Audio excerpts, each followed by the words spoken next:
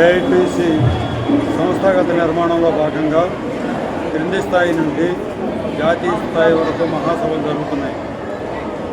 జాతీయ స్థాయి మహాసభ బెంగళూరులో ఈ సంవత్సరం నవంబరు 26వ తేదీ నుండి 30వ తేదీ వరకు జరగబోతున్నది.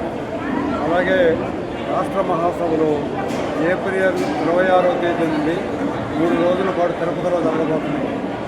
వీటికి ముందుగా అన్ని జిల్లాల మహాసభలు జరుగుతున్నాయి. అందులో భాగంగానే ఈరోజు రేపు కడప జిల్లా మహాసభలు ఇక్కడ జరగబోతున్నాయి.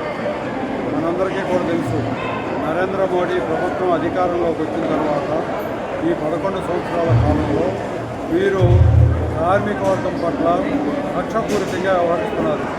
ఎందుకంటే ఈ దేశానికి స్వాతంత్ర్యం రాకపోవడం నుంచి కార్మిక వర్గం పోరాటాలు చేసి విశేష త్యాగాలు చేసి జైళ్ళకి వెళ్ళి లాఠీ దెబ్బలు తిని తుపాకీ గోళ్ళకి ఎదురొడ్డి ఈ దేశంలో అనేక కార్మిక చట్టాలు సాధించుకున్నారు.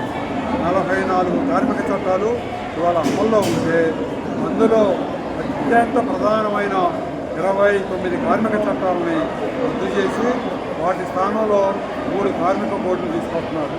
ఈ కార్మిక కోడ్లు అనేవి ఇవాళ ఈ దేశంలో కార్మికులకి చేతులకి కాళ్ళకి సంఖ్యలు వేసే చట్టాలు ఇవాళ వచ్చినాయి. ఈ కార్మిక కోడ్లు ఏప్రిల్ 1 నుంచి అమలు చేస్తామని చెప్తున్నారు. ఏప్రిల్ 1 నుండి కార్మిక కోడ్లు కనుక అమల్లోకి వస్తే ఈ దేశంలో ఇక కార్మిక సంఘాలు ఉండవు. కొత్తగా కార్మిక సంఘం పెట్టుకునే కార్మికుల సమ్మెలో బయట వాళ్ళు పాల్గొంటే కార్మికులని రెచ్చగొడుతున్నారనే పేరుతో వాళ్ళని జైలుకు పంపించేటువంటి మార్పులు ఈ చట్టంలో చేశారు. అంటే కార్మిక సంఘాలకి నాయకత్వం వహించడానికి గతంలో 5వ వంతు మందికి అవకాశం ఉంది.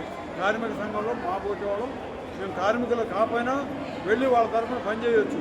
కానీ భవిష్యత్తులో ఎవరో కూడా బయట వ్యక్తులు కార్మిక సంఘాల్లో పనిచేయకూడదు. కార్మిక సంఘాల్లో కూడా పదవులు నిర్వహించేవాళ్ళు 2 సందర్భాలకు మించి పనిచేయకూడదనేటువంటి నిబంధన తీసుకొచ్చారు.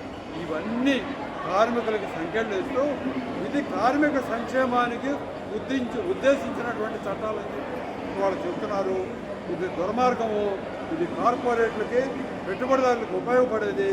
అందువల్ల బెంగళూరులో జరిగే ఏఐటీసీ మహాసభల తర్వాత దేశవ్యాప్తంగా పెద్ద ఎత్తున కార్మిక వర్గాన్ని సమీకరించి సమరశీల పోరాటాలు నిర్వహించేందుకు ఒక భవిష్యత్ కార్యక్రమాన్ని రూపొందించే క్రమంలో ఏఐటీసీ మహాసభలు జరుగుతున్నాయి.